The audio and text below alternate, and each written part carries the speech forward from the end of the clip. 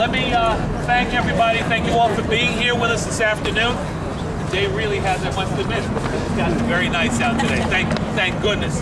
Let me start out by acknowledging Bobby Sackman, the Director of Public Policy for the Council of Senior Centers and Services of New York City. CSCS is a membership organization of more than 200 senior service agencies that serve over 300,000 senior citizens throughout New York City. Also, let me also welcome Lourdes Ventura, who's the counsel to Senate Democratic Leader Malcolm Smith. Let me thank everybody for joining us today. And I'll be acknowledging others elected who are with us in a few minutes. Let me thank everybody, and let me also thank our seniors for joining us here today.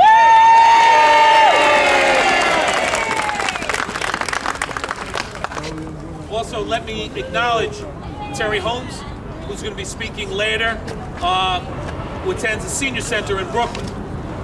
These are the people standing behind me, whose lives will most be dramatically affected if the New York City Department of Aging does not reevaluate its plan to revise service delivery to seniors, and in some cases, perhaps, close senior centers across New York City. That's why today, it's imperative the Department for the Aging delayed by at least 6 months its plans to issue a request for proposal that would fundamentally reorganize service delivery to New York City seniors. As some of you may know, Edwin Mendez-Santiago, DFTA's commissioner, recently proposed changing our city's senior centers into healthy aging centers. But this change would be much more than just semantics. In practice, the plan would dramatically consolidate contracts for the delivery of meals to homebound seniors and might also entail the restructuring or closing of many of our city's 329 senior centers. Regretfully, and perhaps most importantly, these new initiatives appear to be scheduled to launch after a brief public comment period and on the advice of a very limited number of stakeholders. In short, City Hall is pushing ahead with a fundamental restructuring of sensitive services that will have ramifications far beyond when the mayor has left office. We can't let this happen. These large-scale and precipitous actions are extremely troubling, especially considering the fact that our city's senior population is expected to grow to more than 1.8 million people by the year 2020. And I'm going to be in that group then too. That's a 46% increase from today's levels, and a clear indication that now may not be the time to consolidate, restructure, or close our city's senior centers. Let me be clear. I agree that it's time to move our senior centers towards a more comprehensive promotion of healthy aging. But DFTA needs to be more specific about how this will be accomplished. These issues demand a more thorough and considered approach. One of my major concerns is how the Department for Aging assesses which centers are considered underutilized. According to DFTA, 44% of all senior centers are underutilized. But this calculation is based on the number of meals served in a center, not the number of seniors in attendance. Using meal counts to determine if a center is underutilized can be misleading.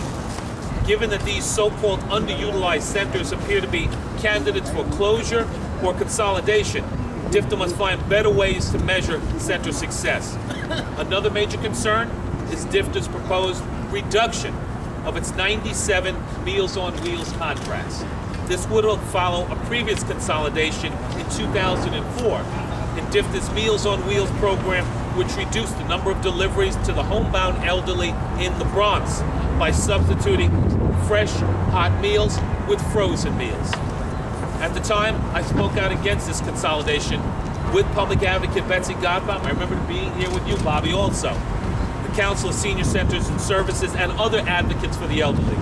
We were concerned that DFTA's changes would negatively affect the health and well-being of our seniors and wouldn't necessarily save the city money as had been advertised. These concerns turned out to be justified when a subsequent analysis of the changes by the Independent Budget Office found that the Meals on Wheels consolidation produced no meaningful cost savings. All of which leads to the question, why would the city expand an approach that didn't save the city money and may lead to even more cuts and harmful effects to seniors? I don't have an answer. But I'd like to conclude by discussing a report and a survey which, taken together, strongly suggests that DFTA should at least more carefully consider its RFP. The report, issued by my office last September, found that heart disease, diabetes and hospitalization rates and diabetes death rates increased throughout the city from 1995 to 2005, especially in lower income neighborhoods.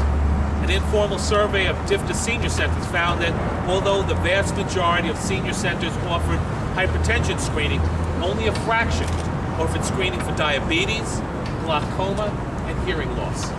These findings underscore the importance of requiring all senior centers, particularly those in lower income communities, to offer a full range of health screenings, as diseases can be detected more quickly and treated more expeditiously through regular screenings.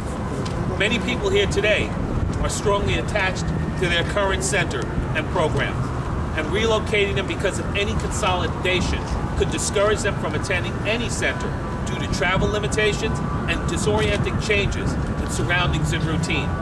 DFTA's planned consolidation of the Meals on Wheels program may also result in fewer dietetic options, as many senior centers currently adapt meals to the ethnic cuisines of neighborhood clients. In closing, let me once again put forth my office's strong recommendation that City Hall delay the issuance of its RFP by 6 months, which would allow for additional time to develop a clearer model for service delivery. The extra time could be used to explore possible partnerships with other city agencies and community healthcare providers to develop enhanced senior programs. DFTA has initiated dramatic changes in its 3 largest programs in a very short time frame. A delay of 6 months will provide the agency with the opportunity to develop a more thorough plan, consider additional partnerships, and would also reduce the burden on the community-based providers.